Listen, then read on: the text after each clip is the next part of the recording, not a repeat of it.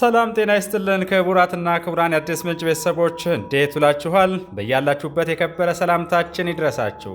ይህ በመምህር ታዬ ቦጋለ የተዘጋጀ በአዲስ ምንጭ ሚዲያ ላይ በየዕለቱ የሚቀርብ መራር እውነቶች በተጨባጭ እውነት የሚገለጡበት እቅጭ ቅጯን የተሰኘ መርሃ ግብር ነው። ለአዲስ ምንጭ ሚዲያ ቤተሰቦችና ይህንን ቪዲዮ ለምታዩ ሁሉ ሰላም ነው። ዛሬ ዕለተ ቅዳሜ ሰኔ 6 ቀን 2018 ዓ.ም ነው። በአዲስ ምንጭ ሚዲያ ብቻ በየዕለቱ የማቀርበውን ፕሮግራም ቀደም ብሎ በጋዜጠኛው ብሸት ታዬ የፕሮግራሙ አዘጋጅ ቀድሞ እንደገለጸላችሁ በአዲስ ምንጭ ሚዲያ ብቻ የማደርጋቸውን ትንታኔዎች አሁን ጀምራለሁ። አሁን የማነሳው ጥያቄ እንግዲህ ከብዙዎቻችን የሚነሳ በአእምሯችን ሲጉላላ የነበረ ከፌዴራል መንግስቱ ጋር ተያይዞ እና ከህወሓት ጋር ህወሓትን በጣም ታገሰ። የአንድ መንግስት ትዕግስት በበዛ ቁጥር በርካታ የሆኑ ተግዳሮቶችን ይደቅናል። እስከ መቼ ድረስ ነው ፌዴራል መንግስቱ የሚታገሰው? መታገሱ ዋጋ አስከፍሎናል። መታገሱ ከሚፈልገው በላይ ጎድቶናል እና ይሄ አይነት ትዕግስት ተገቢ አይደለም የሚል ወቀሳ ፌዴራል መንግስቱ ላይ በጣም ይቀርባል። ህወሓትን በጣም ታገሰ፣ ህወሓትን በጣም እሽሩሩ አለ እና ለምንድን ይሄ ሁሉም የሆነው የሚል ጥያቄ ነው ያለው። እንግዲህ ነገርን ከስሩ በሚገባ ውሃን ከጥሩ መመልከት በጣም አስፈላጊ ነው። በስሜት የምናደርጋቸው ነገሮች እንኳን ሀገራዊ በሆነ ጉዳይ በየትኛውም ጉዳይ በጣም ይጎዳሉ።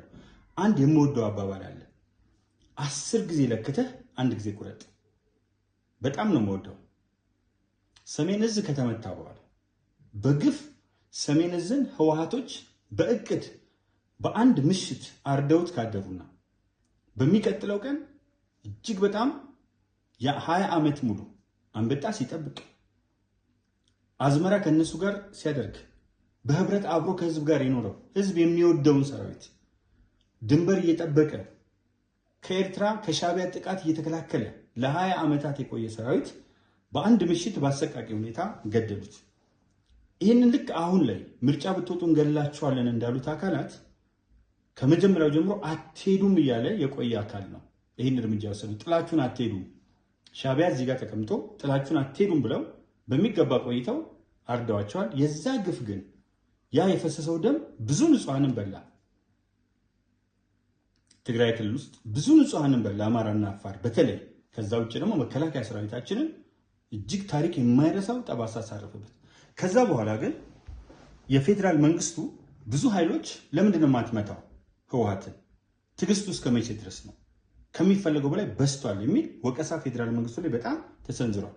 ፌዴራል መንግስቱ ደግሞ በአንድ በኩል ሽማግሌዎችን በመላክ ተው፣ ይሄ ነገር አያዋጣም፣ ድጋሚ ሽማግሌዎችን በመላክ በተለያዩ አይነት ፕሮሰሶች ውስጥ አለፈ። ከዛ በኋላ እነዚህ ሰዎች አንደኛ ራሳቸው ያወጡትን ሊትራሊ ራሳቸው ያወጡትን ፈላጭ ቆራጭ ሆነው የኢትዮጵያ ሕዝብ ፍላጎት በሚፈለገው ደረጃ ሳይወከልበት ያወጡትን ህገ መንግስት በአደባባይ ጣሱት። መጀመሪያ ይህን በደንብ አድርጋችሁ አስምሩልኝ። በአደባባይ በጠራራ ፀሐይ ህገ መንግስቱን ጣሱ። ምክንያቱም ለፌዴራል መንግስት ተለይቶ የተሰጠውን ስልጣን በመጋፋት የተለያዩ በርካታ ነገሮች አደረጉ። በተለይ አሁን ከዛ መታገሱ ምን አስገኘ የሚለውን ነገር ማየት ያስፈልጋል። ይህም ብዙ ጊዜ አንስቼዋለሁ፣ ግን ራሱን አስችሎ በጥያቄ መልክ ስለቀረበ ይህን ነጥብ ብቻ ለሚፈልጉ ወገኖች እሱን አቀርብ። ከዛ በፊት ግን እንግዲህ ዛሬ ደግሞ ሌላ ዳስ የሚያስጥል ሀሳብ ተገኝቷል። ሞሮኮ ክቡር ጠቅላይ ሚኒስትር ዶክተር አብይ አህመድን ቶፕ 100 በተለያዩ ዘርፎች የምትሸልም ሲሆን ቀድሞ የተለያዩ ሀገሮች አመራሮች ወይም መሪዎች የነበሩ የሚሸለሙ ሲሆን ክቡር ጠቅላይ ሚኒስትር ዶክተር አብይ አህመድን ሞሮኮ ደግሞ ልትሸልም ነው። እኔም የሚገርመኝ ነገር ልክ የሆነ ነገር ሲመጣ የተባበሩት መንግስታት ድርጅት በአረንጓዴ ምርት ይሸልማል፣ ሸለመን። በስንዴ ምርት ሸለመን። አይኤምኤፍ ጭራሽ ኢትዮጵያ በኢኮኖሚ እድገት አንደኛ ናት አለ። የተባበሩት መንግስታት ድርጅት ዋና ጸሐፊ ኢትዮጵያ በብርሃን ፍጥነት እያደገች ነው አሉ። እና ይሄ ሰው ባሟረቱበት ቁጥር፣ ክፉ ባሰቡበት ቁጥር በጣም ሰክሰስፉል የሆነ አሁን ደግሞ ሞሮኮስ ሌላ ትኩሳት፣ ሌላ ሽልማት አሁን ከፊት ለፊቱ እየጠበቀው ነው። ወደ ዋናው ቁም ነገር ልመለስ። ጎበዝ፣ ያኔ ጦርነት ውስጥ ግቡ እንደተባለ ቢሆን ኖሮ የትግራይ ህዝብ ህወሓትን አያውቃትም ነበር። ሁልጊዜ እየሸወዱ ስለኖሩ፣ ሁልጊዜ እያጭበረበሩ ስለኖሩ ህወሓት ለትግራይ ህዝብ የቆመ እንዲመስላቸው አድርገው ጋዜጣ ከልክለው፣ መጽሔት ከልክለው፣ የተለያዩ ሚዲያዎችን እንዳያዳምጡ አድርገው በአንድ ለአምስት እጅግ በጣም አሰቃቂ በሁኔታ ጠርንፈው እንደነ ባዶሽ ሽድስት አይነት አሰቃቂ እስር ቤት አስረው ከህወሓት ውጪ እሱ ጠፍጥፎ ከሰራቸው ውጪ ሌላ የተጻራሪ አመለካከት እንዳይኖር አድርገው ኦልሞስት ህዝቡን አንድ አድርገው የያዙበት ሁኔታ እንደነበር ታስታውሳላችሁ። እና ይሄ ነባራዊ ሁኔታ ይገለጽላችሁ እስቲ። ቆይ በኢትዮጵያ ታሪክ ውስጥ ህወሓት ከገባበት ጊዜ ጀምሮ ሐቁን ነጋገርና የመጀመሪያው ቁንጮ ወታደራዊ ሰው ማን ናቸው? ጀነራል ሳሞራ ዩኑስ። የት ናቸው ጀነራል ሳሞራ ዩኑስ? እዚህ አዲስ አበባ። ሁለተኛው ሰው የእውነት ነጋገር ማን ናቸው? ጀነራል ጻድቃን ገብረትንሳኤ። የት ናቸው? እዚህ። ጀነራል ዮሐንስ ገብረ መስቀል እዚህ። እንግዲህ እነዚህ ትልቅ ስመጥር የሆኑ ሌሎችም ጀነራሎች አሉ። ስመጥር የሆኑ የህወሓት ጀነራሎች የህዝብ ተአማኒነትና ቅቡልነት ያላቸው እነዚህ የሉም። የመጀመሪያው ማሰብ ያለባችሁ እሱ ነው። ሁለተኛ ህወሓት ራሷ በለኮሰችው ሰዓት በጣም ጠንካራ የምትላቸው አባይ ፀሐዬ ምን አይነት ሰው እንደሆኑ ታውቃላችሁ። ስዩም መስፍን የውጭ ጉዳይ ሚኒስትር የነበሩ ናቸው፣ ታውቋቸዋላችሁ። ስብሃት ነጋ የህወሓት መንፈስ ናቸው። አስመላሽ ገብረስላሴ ሴኩሪቲ ጌታቸው በጣም ፓወርፉል የሆኑ የህወሓት እንትኖች ዛሬ የት ናቸው ያሉት? አራቱ ከአፈር በታች ከምድር በታች አፈር ውስጥ ገብተዋል። ስብሃት ነጋ ደግሞ ወደ ውጭ ሄደው ጉድ ፎር ነቲንግ ሆነዋል። በሌላ በኩል የህወሓት የፕሮፓጋንዳ አቅሞች ሴኩሪቲ ጌታቸው በህልፈት ሲያልፉ፣ ክቡር ጌታቸው ረዳ ደግሞ እዚህ ሚኒስትር ሆነዋል፣ አማካሪ ሚኒስትር። በጣም ግሩም። አሁን በደንብ አድርጋችሁ ኮር አመራር ውስጥ የነበሩት ክብርት ኬሪያ ኢብራሂምን ማያውቅ የለም። ክቡር ነብዩ ስሁልን የሚያውቅ የለም። ከመጀመሪያው ጀምሮ የነበሩ ደግሞ ነበሩ እነ ዶክተር አረጋዊ በሬ፣ እነ ዶክተር አብርሃም በላይ፣ እንደገና ደግሞ በትግራይም በአማራ ፖለቲካ ውስጥ ትልቅ ስራ የሚሰሩትና በስልጣና ላይ ያሉት ክቡር ዛዲግ አብርሃና በጣም በርካቶችን መጥቀስ እንችላለን። እነዚህ ሰዎች እዚህ ጋር ናቸው። ስለዚህ ምን ሆኗል? ኮር አመራር የምትሉት የለም። ችኮቹ ፈትለ ጽዮን ብሎ አሉላ ሰለሞን የገለጸው። በዚህ አጋጣሚ የአሉላ ሰለሞን ስሜት ብቻ የትግራይን ስሜት ያንጸባርቅልኛል ለኔ። ምክንያቱም አሉላ ሰለሞን ጦርነትን በጣም ኢንከሬጅ ያደርግ ነበር። በጣም ተገፍቷል የትግራይ ህዝብ ብሎ ያስብ ነበር። ፕራክቲካሊ ሲመለከት ግን የትግራይ ህዝብ ጠላት የሆኑት እነ ፈትለወርቅ ሞንጆሪ ነው፣ እነ ደብረ ጽዮን መሆናቸውን በደንብ አድርጎ ተገነዘበ። ስለዚህ እሱ ብቻ አይደለም፣ በጣም ክሪቲካል በሆነ ሁኔታ እየተቻቸው ያለው ጋዜጠኛ ቴዎድሮስ ሪዮት በጣም በሚፈለገው ሁኔታ አበጥሮ እያሰጣቸው ነው። ምክንያቱም እነዚህ ሰዎች መጀመሪያ ሲፎክሩ የነበረው ነገር ያለውን ወታደራዊ አቅም የመገምገም ነገር አልነበራቸው። በስሜት ተነስተው ያን ያህል ነገር ካደረጉ በኋላ እንደገናም በተመሳሳይ ተደጋጋሚ ስህተት ሲሰሩ አክቲቪስቶቹ መከፋፈል ጀመሩ። ይታጫቸዋል፣ ብዙ አክቲቪስቶች ይታጫቸዋል የትግራይ እና እነዚህ አክቲቪስቶች እዚህ ደግሞ እነ አርአያ ተስፋ ማርያም አሉ፣ እነ ወዲ ሻምበል አሉ። በጣም በርካታ የትግራይ አክቲቪስቶች በአሁኑ ሰዓት ከመንግስት ጋር ሆነው አንዳንዶቹ ደግሞ መንግስትን እየተቃወሙ ግን ህወሓትን አምርረው የሚጠሉ አክቲቪስቶች ተፈጥረዋል። ወደ ህዝቡ ስትመጡ ዋናው አቅም የሆነው ህዝቡ ጦርነቱን አይፈልግም፣ መስማትም ማየትም አይፈልግም። እንደ ትግራይ ህዝብ ጦርነት ያንገሸግሸው ጦርነትን የሚጠላ የጦርነትን አስከፊነት የሚያውቅ አለ ብዬ አልገምትም። እንደውም እስቲ ልቀጥ። ስለዚህ ወደዚህ ጦርነት ወደ አንገሸግሸው ማህበረሰብ ስንሄድ በየትኛው ሞራል ነው የሚደግፋቸው? እንግዲህ ጸሎቱን አይታችኋል። ትግራይ ውስጥ እናቶች፣ አባቶች፣ ወንድሞች፣ እህቶች ድንበር ዘግተው ነው የተለያየ ምልመላ የሚያደርጉ። ስለዚህ ምን ሆነ? አሁን በግድ እያነቁ ሲከቱት አንዷ የመጀመሪያው ጥይት ብትጮህ የትግራይ ወጣት ኬላ ዘግተህበት አስገድደ እስከ 25 ዓመት አስራሃለሁ ብለህ አስፈራርተህ ወደ ጦርነት ውስጥ ያስገባኸው በድረስ ያስገባኸው አካል ክረምት ላይ አሁን ከእናቱ ነጥቀ ከአባቱ ነጥቀ ከቤተሰቡ ነጥቀ ትምህርቱን አስተጓጉለ ያመጣው የመዋጋት ፍላጎት አለው ወይ? ኬላ ዘግተን ያቆምከው ወደ አፋር ወንድሞቹ እንዳይሄድ፣ ኬላ ዘግተን ያቆምከው ወደ አማራ ወንድሞቹ፣ ወደ መላው ኢትዮጵያ ወንድሞቹ እንዳይሄድ ለውጊያ በጣም ዝግጁ ነው ማለት ነው። ማንን ሊወጋ? ህወሓትን ራሱ። ሌላ ልንገራችሁ፣ ሀራ መሬትን ተመልከቱ። ሀራ መሬት ላይ ራሱ እነዚህ ሰዎች ይጥላለው የሚል ጠንካራ ጦር ተፈጠረ። የትግራይ ልጆች፣ የተጋሩ ልጆች፣ የትግራዋይ ልጆች። ስለዚህ ፌዴራል መንግስቱ መታገሱ ቁጠሩልኝ፣ አንደኛ አክቲቪስቶቹ ተከፋፈሉ። እንደውም ጭራሽ የሚደግፈው የለም ማለት እንችላለን። አንድ ብሉና ያዙልኝ። ሁለት ኮር አመራሩ ሊደርሺፑ መከፋፈል ብቻ ሳይሆን ዋናዎቹ የወታደራዊና የሲቪል የፕሮፓጋንዳ መሪዎች በዚህ በኩል ናቸው። ሶስተኛ ህዝቡ አክንትፍ ብሏቸዋል። አራተኛ ሀራ መሬት ያለውም ሆነ የትኛውም እነሱን ለመታገል ተነስቷል። አምስተኛ ስምረት የሚባል ፓርቲ እዚህ አዲስ አበባ ውስጥ ትምህርት ተመስርቶ የተለያየ ምክር ቤት ሆኖ እነዚህ ሰዎች ለመፋለምና ለማስወገድ ቆርጧል። ከዚህ በተጨማሪ እያንዳንዱ መሪ ክቡር ክንደያ ፕሮፌሰር ክንደያን ማንሳት እንችላለን። ብዙ ሰዎች እያንዳንዱ ከሚፈልገው በላይ የተቹ እያስጠነቀቁ እርምጃ እንደሚወሰድ እየነገሯቸው ነው። ከዚህ በተጨማሪ የኢትዮጵያን ህዝብ ትዕግስት ኦባሳንጆ ሄደው ነበር። አሁን የናይጄሪያዊ ቀድሞ ፕሬዚዳንት አሁን ደግሞ በሽምግልናው ላይ ትልቅ ሚና የሚጫወቱ እነሱ እንዴት አድርገው ህገ መንግስቱን እንደጣሱ ጽምዶ ግልጽ አድርጎ ህገ መንግስቱ መጣስ ነው። የፕሪቶሪያ ስምምነት እዚሁ ላይ ከጋዜጠኛው ብሸት ታዬ ጋር ተንተንነዋል። ስለዚህ አሁን እሱን ወደ መተንተን አልሄድም። ሄዳችሁ የቀደሙትን ቪዲዮዎች ማየት ነው። ስለዚህ አንድ ህገ መንግስት ጥሰዋል፣ ሁለት የፕሪቶሪያ ስምምነት ጥሰዋል። ትዕግስቱ ምን አድርጓል? ዓለም አቀፉ ማህበረሰብ በሚገባ እንዲመለከተው አደረገ። እነዚህ ሰዎች ለሰላም ፍጹም ዝግጁ እንዳሉ ከማንም በላይ ለእኔ ለትግራይ የትግራይ ህዝብ ነው የመጀመሪያው። የትግራይ ህዝብ ደግሞ በሚገባው ወጣቶች አፍ አውጥተው እኮ እናንተን ወንበር ላይ ለማስቀመጥ እኛ ዊልቸር ላይ አንቀመጥ። ከዚህ በላይ ምን መልእክት አለ? እናንተን ወንበር ላይ ለማስቀመጥ እኛ በክራንች በተሰበረ እናንተ በተደላደለ ወንበር ላይ ለመቀመጥ እኛ የተሰበረ ክራንች አንሸከም። ዲዲአር ላይ ወጣቱ የፈጠረው ነገር አለ። አሁን እነዚህን ደምራችሁ ስትመለከቷቸው ፌዴራል መንግስቱ ምን አደረገ?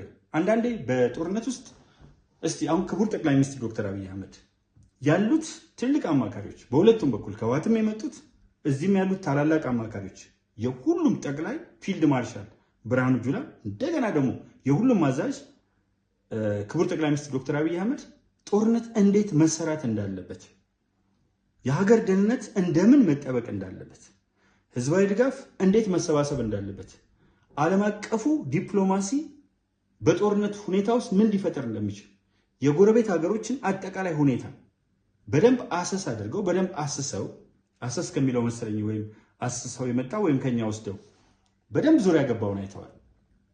ስለዚህ አሁን መታገሳቸው ፍሬው በጣም ብዙ ነው። ኢትዮጵያ በኢኮኖሚ የትና የት እንዴት አድርጓል። የጀመርናቸው ልማቶች የኮሪደሩ የተለያዩ ልማቶችን በሚገባ እንዲታዩ ሆነዋል። የኢትዮጵያ ተስፋን ሰንቋል።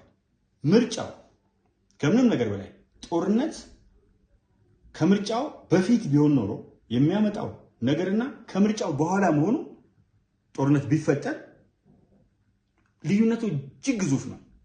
በጦርነት ውስጥ የምታካሄደው ምርጫ ጦርነቱን እንደውም መንግስትን የለኮሰው እንዲባል ያደርግ ነበር።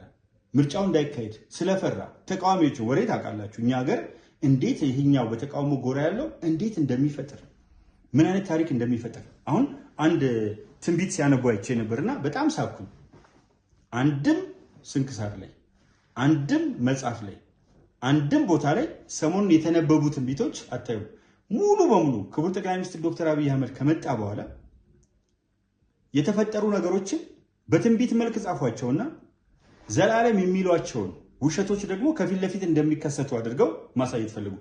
አሁን ከሱዳን ጋር ያለውን ድንበር ላይ መታለች ሱዳን። ያው የተለያዩ ዓለም አቀፍ ተቋማት እየዘገቡት ነው ሚዲያዎች። የሱዳን ፍላጎት አለ፣ የአልቡርሃን ፍላጎት፣ ከግብፅ ከበስተጀርባ ያለው ፍላጎት አለ፣ የጽምዶ ፍላጎት።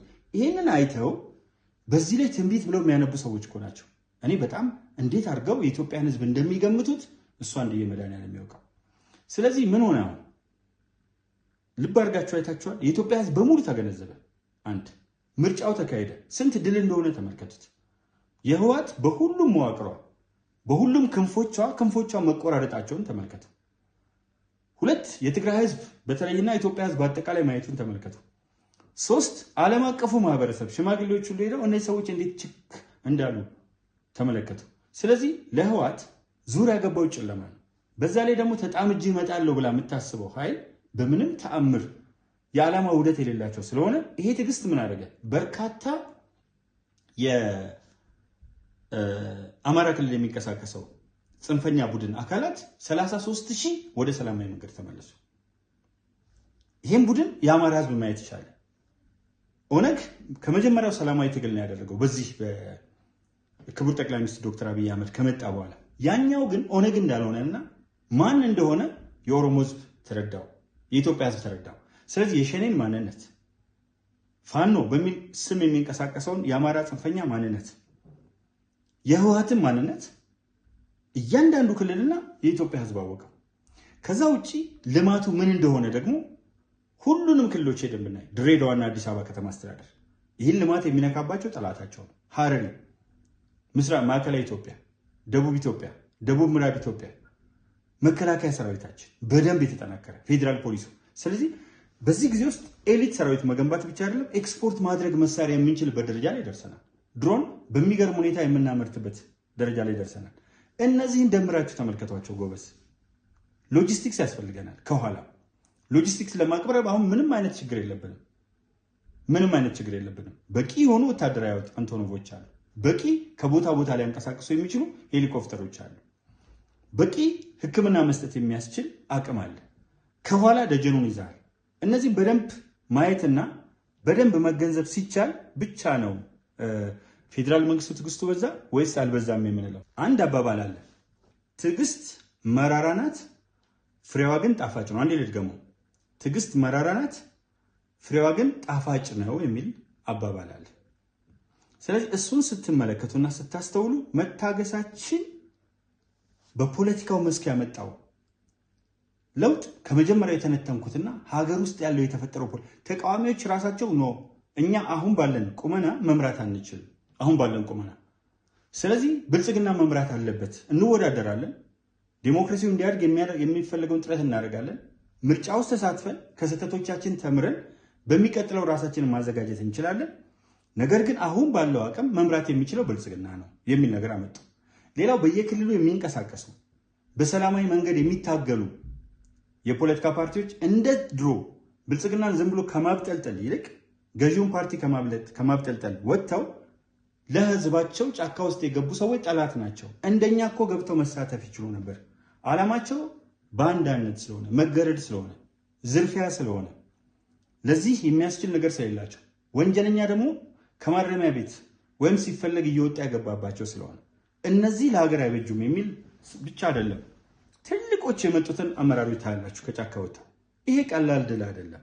ስለዚህ ትዕግስቱ አንድ አይደለም፣ ፈርጀ ብዙ የሆኑ ድሎችን ነው ለኢትዮጵያ ያመጣ።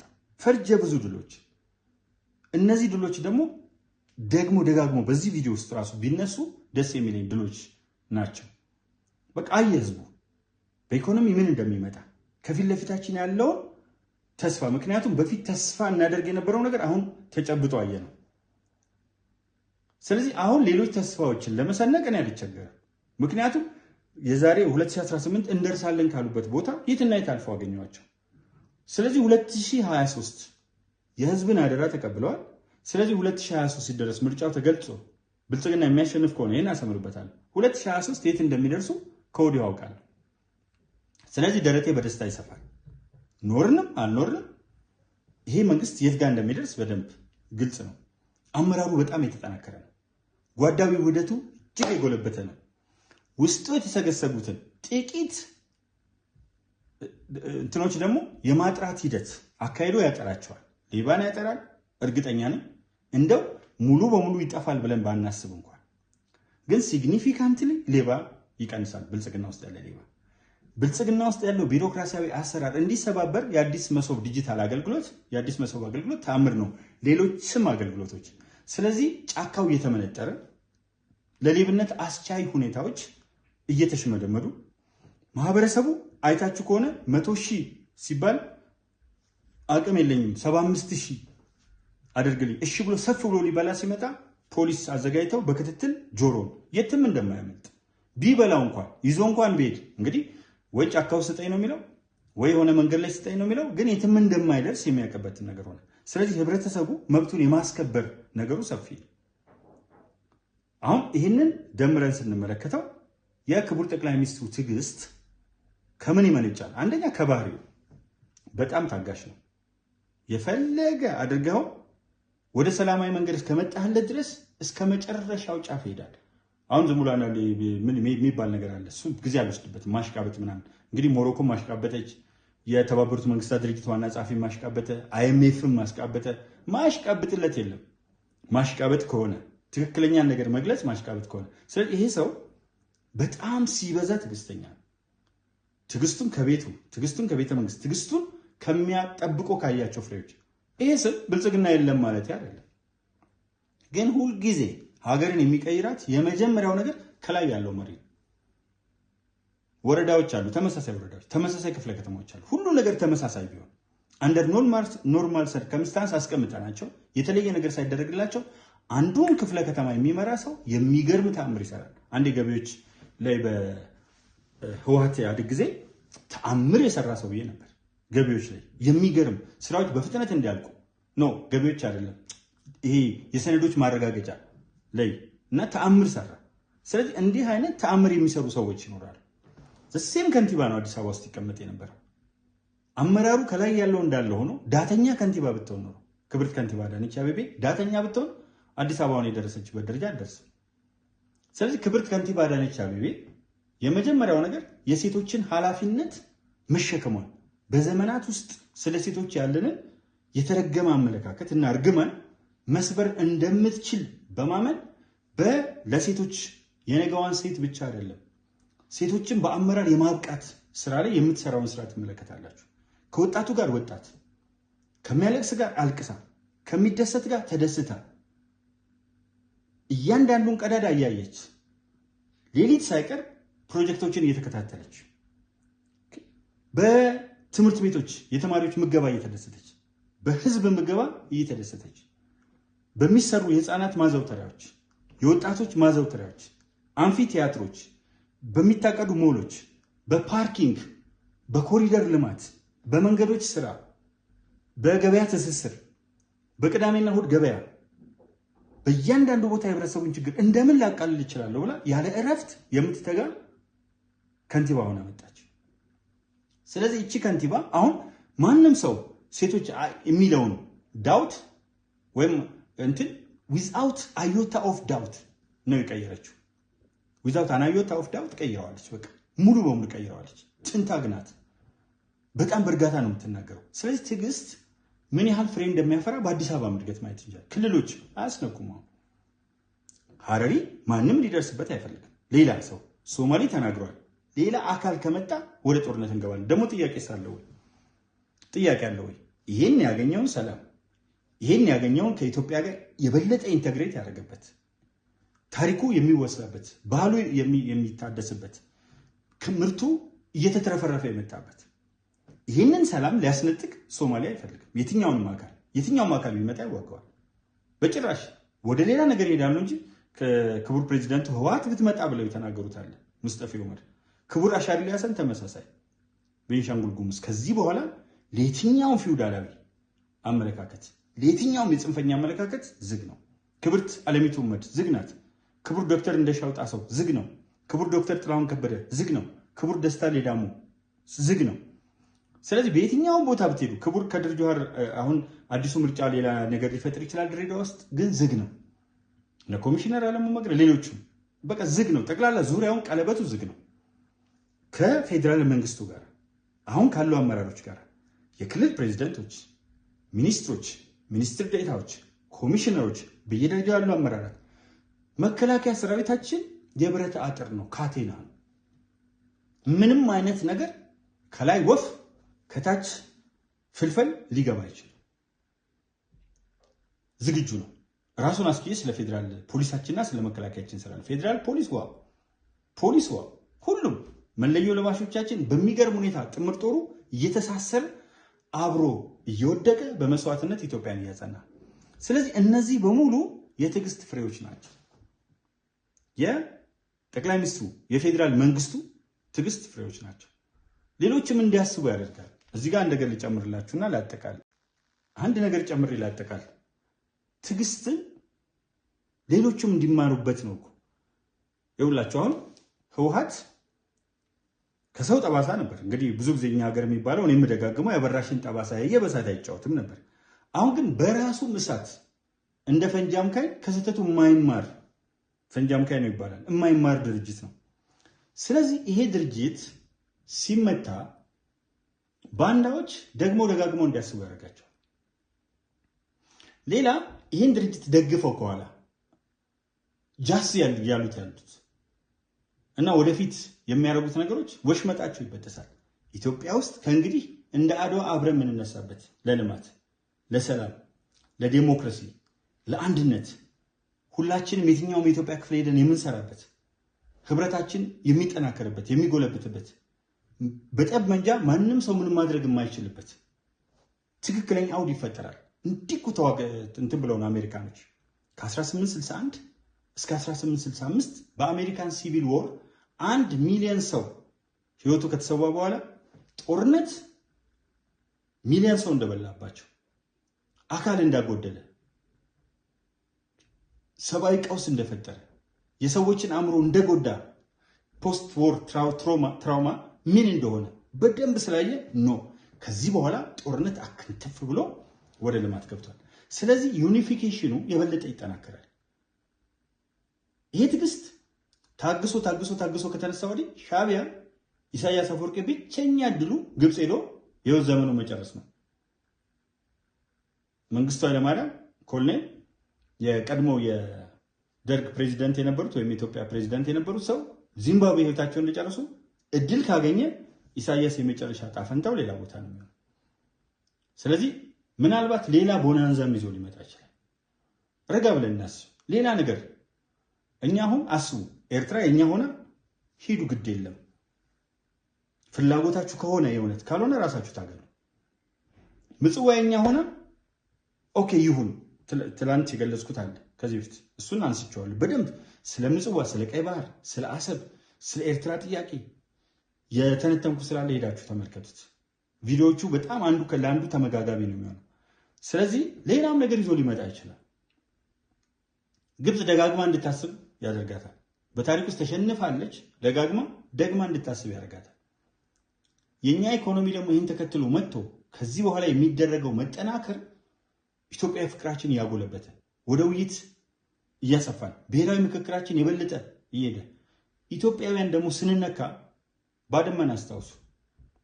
የባድመ ጦርነት ላይ ያቺ የትግራይ ልጅ በጀት ተመታ አይደር ትምህርት ቤት ስንመለከት እኔ ጻፍኩት ግጥም ነበር እና ከሱ ላይ ትንሽ ማሰማት ፈልጋለሁ። ግድ የለም የትግራዋይ የተጋሩ ወገኖችና ኢትዮጵያን በአጠቃላይ ግንቦት 28 ነበር 1990 እና ምንድን ነበር ያልኩት? ያቺን ህፃናት ትምህርት ቤት ውስጥ ሆኖ በሻዕቢያ ጀት ተገደሉ።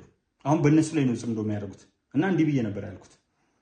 ግንቦት 28 የቀን ጽልመት ይሁዳ አባጋትን በግፍ ያጠፋበት፣ ፀሐይ ብርሃኗን ሰወረች፣ ጨረቃ ማቅ ለበሰ፣ ንብዓት ደም ተቀላቅሎ የአዳም ሔዋን ፈሰሰ፣ እንበለ ኃጢአት በጻር ንጹሕ የአዳም ልጅ አበለፈ፣ በፈርዖን የብጠት ክንድ መቀሌ ሕፃን ረገፈ፣ እንቦቃቅላ ሕፃናት ዳቦ ቦምብ ያለዩ፣ ሀገር ሰላም ብለው እውቀት ሲገበዩ፣ እንደ ቢራቢሮ በአቦች መካከል ቦርቀው ሲታዩ፣ እንደ ልብ ፈንጥዘው ሲዘሉ እንደንቦሳ፣ ከሰላሙ አምባ ከቅኔው ማይሞት ማሳ፣ የዋህ ገራገር ልባቸው እንደናፈቀ ጨዋታ፣ ኮልታፋ እንደበታቸው በወጉ እንኳ ሳይፈታ፣ ኢብሊስ አዘነበባቸው የቦምብ ናዳ ጋጋታ፣ መቀሌ ዳግማዊ ሐውዜን ኢሳያስ ዳግማዊ ደርግ፣ ምድር ቁና ውላ ሰማይ ለረቀቀ መርግ፣ ከቶ ሳይረዱ ምኑንም ሳያውቁ ማሙሽና ሚሚ እንደዋዛ አለቁ፣ በሰቆቃ ዋይታ እንደተጨነቁ፣ እማ አባ ማለት ሲፈልጉ ሕፃናት አበቦች ድንገት ጠወለጉ፣ ገና በማለዳው ከሰሙ ረገፉ፣ ለፍሬ ሳይደርሱ ለዘላለም ጠፉ። እምዬ መቻ አስችሏት እግዚኦ ወላድ አንጀት፣ ልጄን ብላ ስትወጣ ከማጀት፣ ክፋት ባረገዘው የሻዕቢያ ጀት፣ ከንበል ዘንበል ደፋ ብላ ቀረች ሆና የሳትራት፣ ልጆቿን በትና እማማ ሸለበች፣ ዳግም ላትነሳ በሞት ተነጠቀች፣ ሚሚ እናቷን አጣች፣ ማሙሽ ተነጠቀ፣ በግንባሩ ቅርሻት ንጹህ ዜጋ አለቀ። እማ አባ ነባች ምድሪቱ፣ ወጣቷ ለቀሰ ወጣ ቀርታ እናቱ፣ አባባ ገደፋ ጠፍታ ባለቤቱ፣ ሚጢጢር አለች ወላጅ አልባይቱ፣ የወንዜ ልጅ መሰረቴ፣ ለግላጋዋት አበባ፣ ከአብራኬ ከፈልከኝ አንተ ደጎ አባባ፣ ሁላችሁም ጠፍታችሁ በቦምቡ ባረሩ፣ ስማርነት ግብረ ሴጣን በላችሁ ዋላችሁ ካፈሩ። እናና አንጀቷ እርርኩም ትር አለ፣ የበኩር ልጇ ወድቆ አይኑ እንደዋለለ፣ ሙጣጩ ፍሬዋም ለአፈር ታደለ። እረ ምን ባጠፉ እስኪ ምን ባጠፉ ቤቷ ኃጢአት፣ እልቂት ተደግሶ ቦምብ ሆናቸው ራት፣ ነበር ወጋቸው በዳቦ ፈንታጀት። እስቲ ምን በደለች እኮ ምን በደለች ሚሚዬ ጨቅሏ፣ በቦምብ ናዳ ጋየ ድንቡሽ ፍሽከለዋ። እስቲ ምን አድርጎ ማሙዬ ምስኪኑ ገና ሮጦ ሳይጠግ በናፓል መረሽ ነው። ወግ ማድረግ ሳይታይ ታለሜቴ፣ ምርቃትን ስሻ ገራገር አባቴ፣ ጥንካሬ ሲዝል እርጅና ሲጫንህ፣ በአንቱነት ዕድሜ አባ በመጦሪያ፣ በትንሿ ጎጆ ባርነት ግፍ ጋየ።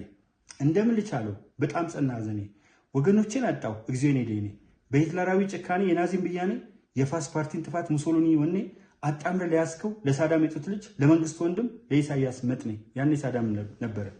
የሐውዜን ግፍ እልቂት፣ የመርሳ ንጹሐን ደም፣ የግራዚያኒ ጭፍጨፋ፣ የበደልነው መርገም፣ መቀሌ አዲግራት አሁን ተደገመ። በጎረቤት እልቂት ዓለም ተደመመ። አሁን ከአሁኑ ጋር አድርገው አይ መንግስት ኤርትራ፣ እዚህ እኛ መንደር ኮሪደሩ ለምቶ ልማት ሲደረደር፣ እዚህም እዚያ መድገት እንዳሸን ሲፈላ፣ የጎረቤት ጠላት ምን ነው አይን ቀላ፣ ከአንድ ማዕድ ቆርሶ አውግቶ እንዳልበላ፣ ቀን ያወጣልህን ኢትዮጵያን ትጠላ። አይሰማ የለ ጆሮ ያደምጠው፣ ልማት አስጠልቶ ዳረቆት አስመኘው። ደንበርበር ኢሳያስ የያዛ አባዜ፣ የትንኮሳን ዘዬ ከጅቡቲ የመን ሱዳን፣ ችግር ሲያፋጥጥህ ደግሞ ኢትዮጵያን። አይ ህዝባዊ ግንባር ስም ተግባር ላይ ይቅል፣ ትምህርት ቤት ማውደም፣ ልማትን ማቃጠል፣ አንድ ፊሊት ለአንድ ሺህ ዝንብ፣ አንድ ድመት ለአምሳ አይጥ ብለሃል። እውነትም ህዝባዊቴ በህዝብ ደም የምታላግጥ። እኔ እንደማውቀው አይጥ የሚባለው ድንበር ሰርሳሪና ጎተራ ቀዳጅ ነው። በፋሽስት ፍርፋሪ ማደግ፣ በቅኝ የተገዥ ወግና ስርዓት ሆነና ለኢሳያስ ክብር ማድረግና ኩራት። የጌቶቹን ዕጣን አፈቀ ተኮፍሶ በብሪት፣ የጌቶቹን ዕጣን አፈቀ እወቋቸው ተኮፍሶ በብሪት። እኛማ ብራና ተቀልጦ ሲጋኙ መዛግብት፣ አድዋና ማይጨው ወላዲተ ጀግና፣ የጥቁሮች ኩራት የአፍሪካ ብርሃና፣ ኢትዮጵያ እናታችን የአናብስት ሀገር፣ ተንበርክካ ማታውቅ ለተስፋፊ ቀንበር መሆኗን አውስቶ ያሳግቱት ነበር አይደል? ድብቅ ሚስጥር ግና ዞረራይ በዞር ብያቺ ታሪክ ስመረምር፣ የባህረ ነጋሽን የዚችን ኤርትራን ቅኔዋን ስፈታ ስመለከት ቀመር፣ አያሌ ዘመን አገዛዝ ቱርኪ፣ የህፃን ዕድሜ ግብፅ፣ 50 ዓመት ኢጣሊያ ግዛቷን ስታንጽ ኤርትራ አለቻት የዳቦ ስም ስትሰጥ፣ እንግሊዝ ሞግዚቷ ያዞንባን ሽሩሩ፣ 10 የመሬት ዙር በአንተ እንዳልዘከሩ፣ አፍታ ረፍት ሳታይ 30 ዘመናት ጦርነት ወላፈን። ኦኬ ምን ጠላት ጋደበ አሳየ እልቂትን ይልና ይቀጥላል በኋላ ላይ። እሱም በኋላ በደንብ አስቀጥለዋለሁ። ይህን ግጥም በደንብ በተለየ መልኩ አዘጋጀውና አቀርበዋለሁ። ከጀመራችሁ ጽምዶ እንደተጣመድክ በተጣመድክበት የተጣመደ በሬ ታውቃለህ። እዛው ላይ ቁጭ ቁጭ የምናደርጋቸው እንቁላሎች አሉ። ጸረ ድሮን 400 ሚሊዮን ገዛን ምናምን ከግብፅ አመጣን። አምጣው አየር ኃይል ስላልነበራቸው አይደለም። ሌሎቹ እነ ሶማሊያ በወረራ ጊዜ ዋጋቸውን ያገኙት። ኢትዮጵያን አንድ ላይ ሆነን ታምር እንሰራለን። በመጨረሻ ክቡር ጠቅላይ ሚኒስትር ዶክተር አብይ አህመድ ትዕግስተኛ ነው። ቀደም ብዬ እንዳልኩት 10 ጊዜ ለክቶ አንድ ጊዜ ነው የሚቆርጠው። ከተነሳ ግን እሳት ለብሶ እሳት ጎርሶ ከተነሳ ግን ያ ሰው ታውቁታላችሁ። ግርማ ሞገሱን፣ ወታደራዊ ቁመናውን፣ ወታደራዊ ደህንነቱን፣ ለሀገር የማያመነታ መሆኑን ታያላችሁ። ሁላችንም ደግሞ ከጎኑ ነን። ከኋላው ነው ሳንከፋፈለው አንድ ላይ ነን። ይሄ ሽፍታ ምናምን ተውት። ታየ ቦጋለ አርጋ ኢልመደስ ኦዳ ነኝ። እወዳችኋለሁ፣ አከብራችኋለሁ። ይህን ላያችሁ በሙሉ ሰላም ይሁን። ጋዜጠኛ ውብሸት ታየ ደግሜ ደጋግሜ ከልብ አመሰግናለሁ። የአዲስ ምንጭ ሚዲያ ቤተሰቦችና ሌሎች ይህን ቪዲዮ ለምታዩ ኢትዮጵያን ወንድሞቼ እና እህቶቼ አንድ ከሆን ተአምር እንሰራለን። አሜሪካኖች አንድ ፌመስ ዲክተም አላቸው። ዩናይትድ ዊ ስታንድ ዲቫይድድ ዊ ፎል። አንድ ከሆነን እንቆማለን፣ ከተከፋፈልን እንወድቃለን። አመሰግንኩ።